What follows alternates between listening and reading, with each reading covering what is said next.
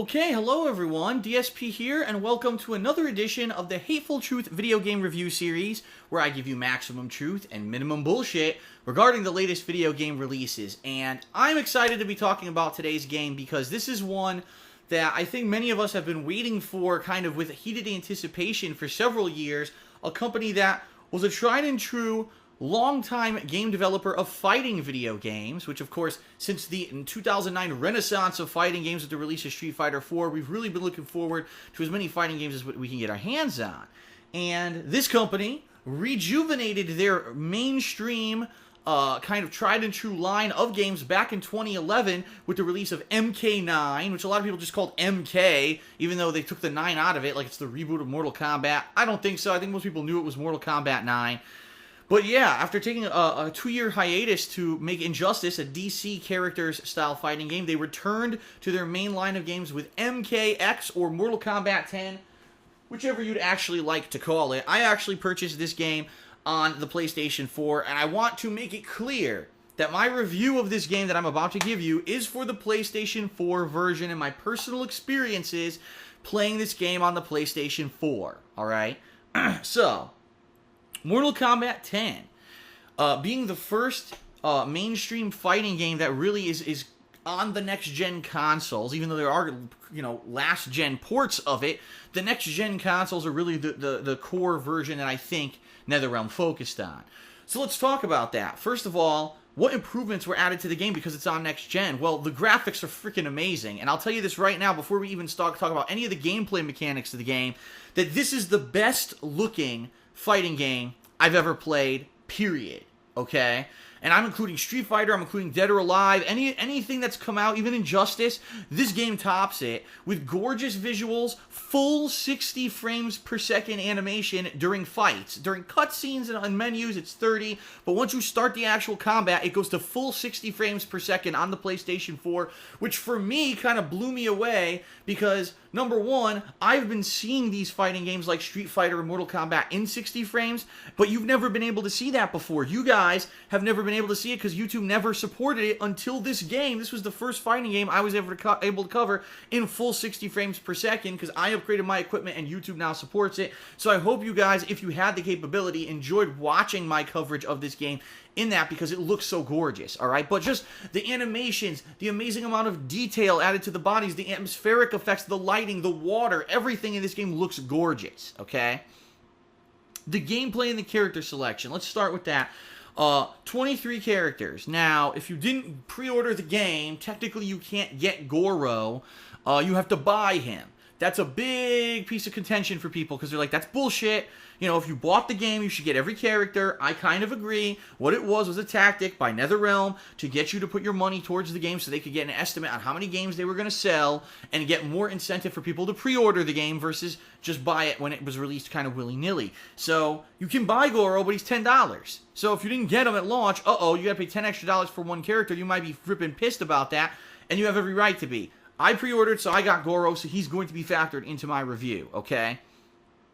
Unlike previous Mortal Kombat games where usually they had like a really wide assortment of characters, you have a more core assortment. You got the kind of most of the returning characters from the last Mortal Kombat game, although it is a hot, piece of contention. Some people's fan favorites aren't here. Stryker, Nightwolf, Cabal, just a few examples of characters that were in MK9, they were fan favorites, and they're not in this version. For whatever reason, whether they decided they weren't, balanced enough to be in the game, or because they just wrote them out for storyline purposes, but they're not in the game, okay? What you do have is a core cast of characters focused kind of around the original cast of Mortal Kombat, plus some people that were added on later. In addition to that, you've got a newcomers section of 4 new characters, including Kotal Khan, the new kind of Shao Kahn who's trying to take over the Outworld. You've got Aaron Black, who's a gun-for-hire, renegade-style character, almost a gunslinger like from the Old West. Ferrator, who's probably the most unique character out of all the new ones, being a combination of 2 different people as one guy, but he's a big lumbering brute who kind of has super armor off some of his moves. And then you've got Devora, the elusive, almost counter spy kind of character. She has poison effects and she has projectile effects, but she can be played as Rushdown too. So it's kind of a hybrid. And there's four new characters. For some people, wow, 4 new characters, that's awesome. For others, you're going to be disappointed, and fair enough, especially for the fact that there's been so many Mortal Kombat games in the 2000s that have kind of been written out of the plot line since MK9. Why weren't more of those characters used? And it is a fair enough point, as some people have already complained, that why are there 4 characters already scheduled for DLC? Why the fuck aren't they in the game? You're right. This game, if it had 4 characters that were almost ready or are ready, why aren't they in the game? Especially a couple of them. Tanya is in the game. She's in the story of the game. So the character's obviously in the fucking game already. They just decided to put her as DLC. In addition, the 2 DLC characters coming out at later dates are Jason Voorhees and Predator. And of course, people have issue with that. We want to see more MK characters. Why are you doing these what-if horror and sci-fi characters? Fair enough. But that really doesn't factor into my review. I'm reviewing what comes with the game.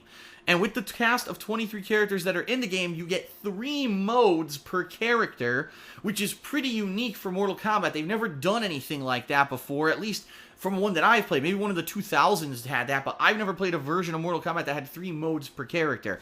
Now, these modes, or combat stances, or whatever you want to call them, each have a unique twist. For example, just to give you an example here, Kitana has 3 variations. In one of them, she uses the staff of her friend Jade, who actually passed away during the plot of MK9 and is absent from the cast of MK10, but she has a few moves of Jade, such as the pull slam and like a dashing kick. There's another version where she uses her fans to create tornado-style moves that give her more maneuverability and also give her like a reflect-style gameplay. And then there's a third mode called Assassin, where now she's got a rush-down throw. She's got a few more, different variations on her moves, a parry and stuff like that make her a little bit more deadly in different regards. So, dependent on what your fighting style is, maybe if you're a more keep-away style person, you'll want more maneuverability. Maybe if you're a more rush-down person, you'll go for the assassin variation. And so it really does add more variety to the game. Now, ultimately, though, I hate to say it, but being that I am a former pro fighting game player and I've been around the block, I know that ultimately when you get games like this, there's going to be versions that are the definitive version that are the best for tournament play. Perfect example here, Street Fighter Alpha 3, way back in the late 90s when it was released, every character had like 3 to 4 isms that you could pick and variations on the ism, but bottom line is by the time that you got to competitive play, only one of those versions was good, and that's exactly what's going to end up happening here with Mortal Kombat X. You're going to get one version is the best version. So even though there's 23 characters, and Netherrealm can argue, well, there's 3 versions, so really there's like 60-some characters, I would argue not really. Just because there's a variation or 2 that may make the character a little bit different doesn't mean it's a totally new character. So it's kind of like a step forwards in some regards and a step back in other regards, okay? So the gameplay mechanics, the X-ray moves that everyone knew and loved from MK9, they were the new addition, then they're back, they make their big return. You've still got your meter burn supers and stuff like that, everything's kind of the same there. You've got your big combos leading into juggles and resets and throws. In this game, you can throw and cancel out of any throw using super meter to do a standing combo, which is kind of neat. But the biggest addition is the run, which, quite honestly, I think for some players it's going to be a huge new integration into the gameplay, and for others it's not, because it depends on your gameplay style. If you're not a rushdown style player, you probably don't care that there's a run in the game. If you are, it's going to be a huge thing. So, for example, Kitana has the ability to multiple juggle with fans, and if you run cancel out of them, you could come up and do even more combos after, and it adds to more combo ability and higher damage output. Of course, you have to realize that a lot of people don't ever get to that level. So even though there is an added new thing for tournament level players, that common person may not even integrate the run gameplay. So outside of all that, other gameplay mechanics, fatalities return, of course, but they took babalities out. If you remember, they added babalities into MK9. Those are gone, but now we have brutalities, which are basically special moves that you perform in a certain way per certain criteria during the match, and if you finish the match with the move, you will do a brutal execution on par kind of with the fatality. So for example, I'm going to say Kitana because I played with her more recently. She's kind of in my mind the most. She has a move, a command throw, where she jumps up and slashes your throat with her fan. If you finish the stage, if the round with it, or the game with it, excuse me, the match, this is the final move you hit, and you hold the direction forward when you do the command for it, she'll slash, and the person's head will pop off their body, and you'll get brutality, bonus experience points, etc., etc. All this, of course, is leading up to you earning more points so you can do unlockables. That's right, the crypt makes its return in MK10, where you go into this area and you use all these coins that you earn through repetitively playing the game to unlock things such as the listing for a brutality. How do you do a brutality or a fatality?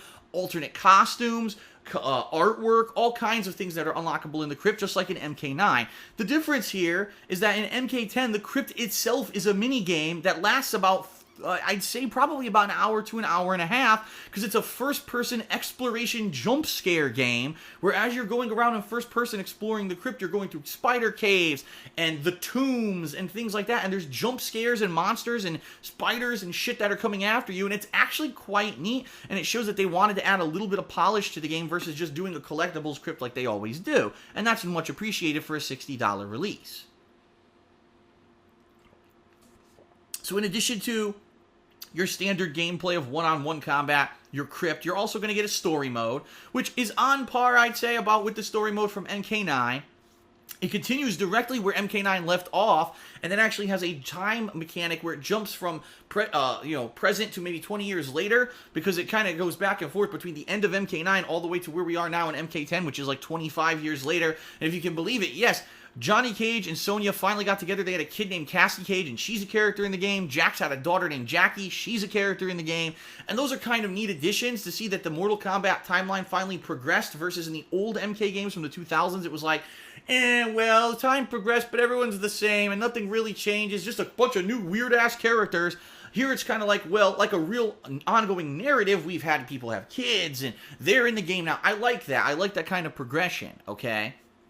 So I do like that. At the same time, unfortunately, I hate to say this, the story kind of doesn't explain certain things and writes off certain things. For example, there's characters in this game that are mind-controlled by Quan Chi, and they're called Revenants. So they're in the game, and some of the characters, Stryker, Cabal, who I mentioned earlier, who are kind of not in this game, they're in the story, but then they just disappear and never show up again. The question, what happened to them? I don't know, and no one knows, and people are pissed. If you're a real fan of those characters, you're like, where the fuck did they go? You'll probably be pretty pissed that you don't even know if they're in the games anymore, okay? The story is about 5 hours long. You get to play as 12 different characters during the course of the story, and with some of the characters, you actually even get to play as the various versions of them. As I said, there's 3 of each character. That's neat, and again, 5 hours, a cool story narrative to be added into the game is cool and challenging and fun. It's a good introductory way to get into the game if you haven't played it and tried the new characters yet. And I really enjoyed the story of the game just as much as I did the story of MK9, and I did an awesome playthrough of it that people really enjoyed too. The challenge towers this time around are a major change. In MK9, the challenge tower was this insanely long tower, some of which was like little mini games, some of it was like combat with all these variables. This time around, it's not like that. You've got daily towers, weekly towers, premier towers, and then you've got your classic challenge towers. Test Your Might makes a return, and all they really are, when it comes down to the core of it, is kind of almost an arcade ladder mode where you're going to fight a certain amount of enemies, okay? If you reach the end, you beat it, and you're going to have certain criteria. Sometimes it'll just be, if you do the classic tower, it's 10 enemies, no variables or anything, you just got to advance all the way. At the end, there's a boss fight. At the end of the boss fight, you see if you get an ending for the character, and you may even unlock something. If you play as one of the classic characters from MK9, you actually unlock a new outfit for each of them as you beat their classic tower. There's other ones like Premier Towers are unique. They're only there once a week, and you get something special. So the first week, it was you get to play as Goro. So even if you didn't pre-order the game, you got to play as Goro and see if you like him. So if you didn't pre-order, oh, I like him, I'm going to spend the $10 to buy him. This week, which was the second week the game was out, it was actually a Mortal Kombat 1 throwback tower where you play all characters from Mortal Kombat 1, and if you do certain criteria, you unlock Reptile, who was the secret character from MK1. He's incredibly difficult to beat, and I actually didn't even beat him because he's cheap. He actually reads your inputs and stuff, which was bullshit. But that's the thing, like, there's always something fun and interesting to do in the challenge towers, but ultimately it's going to come down to the fact that it's core gameplay. It's going to be one-on-one fighting. Maybe sometimes they throw variables at you, like, oh, the world is tilting, it's upside down combat, there's meteors flying out of the sky. Things that have been in past Mortal Kombats are in that mode, but it's not as concretely definitive as the one from MK9. MK9, you were doing challenge after challenge after challenge, and when you finally beat it, you felt accomplished. I beat this mode, and you get rewards for it. Here, it's kind of like, well, you could do the challenge towers, and yeah, eventually you might unlock a skin or whatever, but it's not like what it was in MK9. It is very different, and I want to emphasize that. Now, the one new mode that they added is called Faction Battles. What you do when you boot up the game for the first time, you pick one of 5 factions, such as the Special Forces, the Lin Kuei clan, the Shiru Ryu clan, you made the Dark Brotherhood, who work for Quan Chi, etc., etc. And when you actually pick these, you basically join a group of players who, as you play the game, you accumulate points for your faction. At the end of the week, they accumulate all the total points, and whoever had the most points, you get a reward of coins. So it's kind of like, wow, good thing that you were this clan. They did well this week. Here's coins. Go to the crypt and unlock some stuff. In addition, there's going to be invasions during the course of the week with these factions, where you get to fight invasion bosses and invasion challenge towers. The invasion boss is a character that's incredibly overpowered, and you can't really kill him because he has insane amounts of health. And he even has 5 hits of super armor when you start to fight him, so you have to find a way to chip away that super armor and finally hit him. The goal here is to survive for 30 seconds because the AI is incredibly cheap. It reads your inputs, it's reactionary, it does crazy-ass reactionary combos. If you survive for 30 seconds, you get rewarded, you get a trophy or whatever, and you actually gain a lot of points. It actually unlocks different things in the game, various things, yada yada. So that's kind of fun, but it's different. And then you've got the Invasion Tower, where you're playing another tower of various enemies, AI controlled. There's also towers in the game that are during multiplayer. And by the way, multiplayer, very typical for Mortal Kombat. You're going to have your lobby similar to Injustice, where people could challenge you and you could challenge other people. You're going to have King of the Hill mode, where you're in a room and whoever keeps winning stays at the top and plays. Once they lose, they get off, like playing on a classic arcade cabinet, basically. So that's in the game too. So all the things that you would expect from Mortal Kombat are in the game. So now let's talk pros and cons, alright? The first thing I want to say, this is the very first Mortal Kombat, and by the way, the very first fighting game since the 1990s that I played on a pad. I did not use a fighting joystick to play this game. For the most part, I can play this game fully on the PlayStation 4 pad, with very few exceptions. I've had a few little input, whiffs here or there. The pad is incredibly responsive, and I don't think anyone needs to buy a joystick or a special gamepad to play this game. I think that the regular pad is fine. And keep in mind, this is coming from me, someone who's been around the block and played in competitive fighting game tournaments, for some 15 years. I'm telling you, that pad is fine. You don't have to go invest tons of money to buy a new pad or a joystick or whatever for this game, okay? What do I like about the game? I do like the graphics. I do like the fact that the core gameplay from Mortal Kombat is retained and it has new flares to it. I like the new characters. The fact that you've got Cassie Cage and Jackie, the Offspring characters. Then you got the 4 new characters from the Outworld are in there. That's really neat too.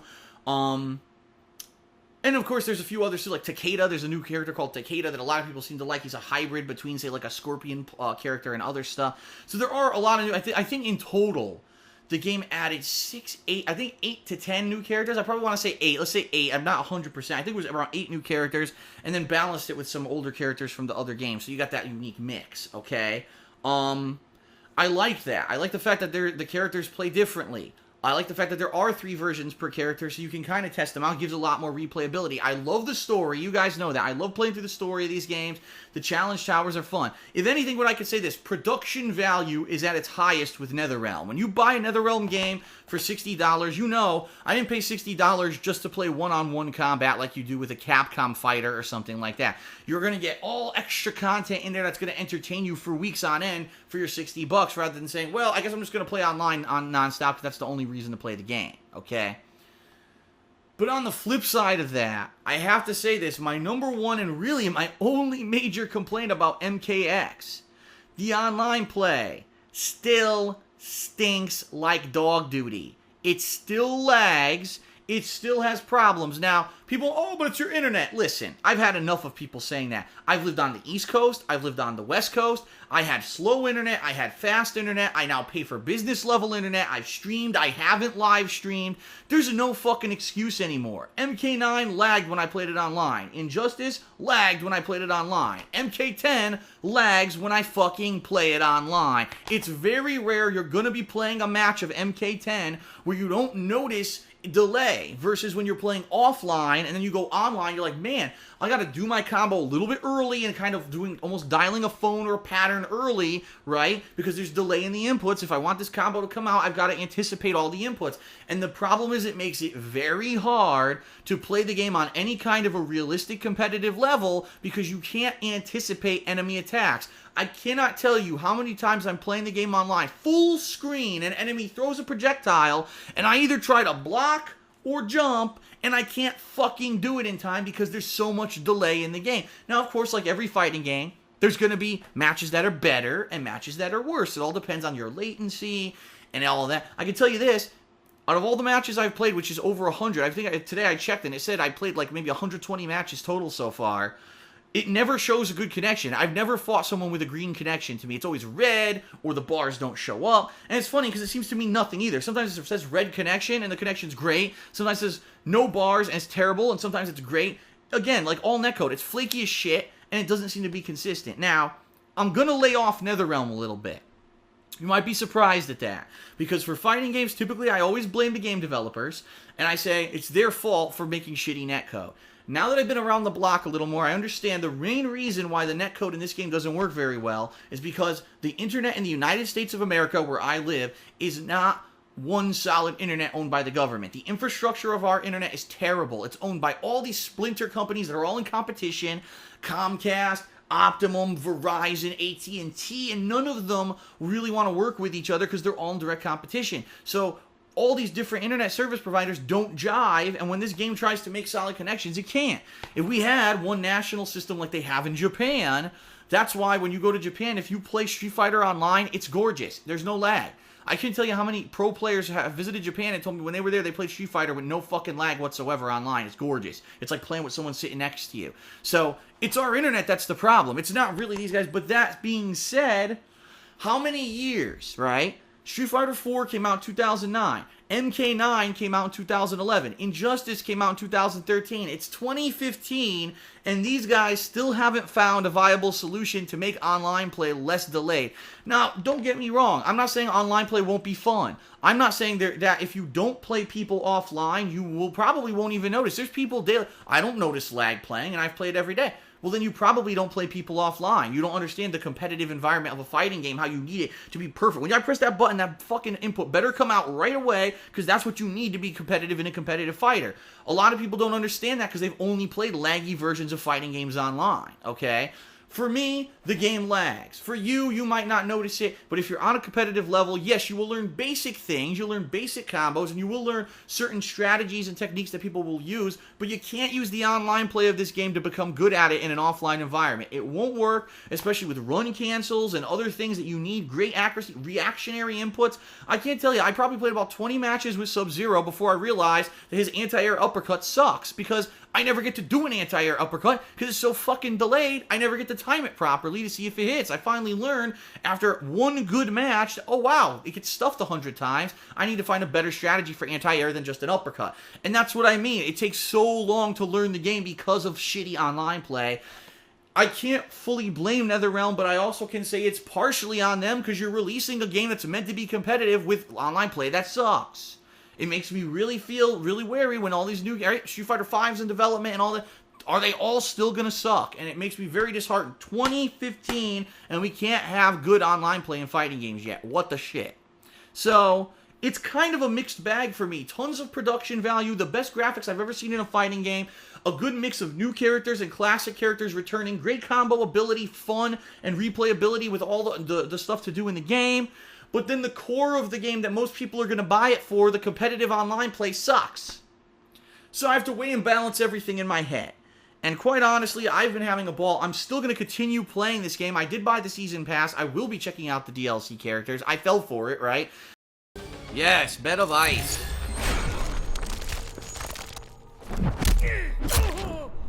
Oh!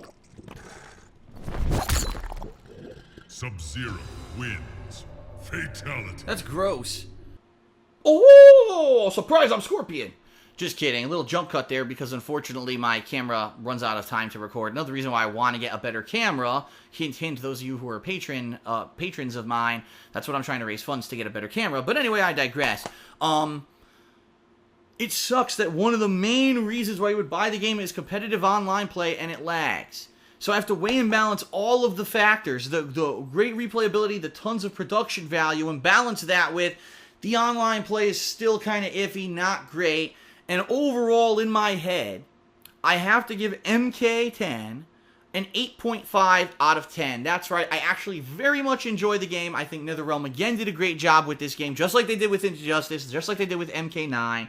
Lots of replayability, tons of fun, great graphics.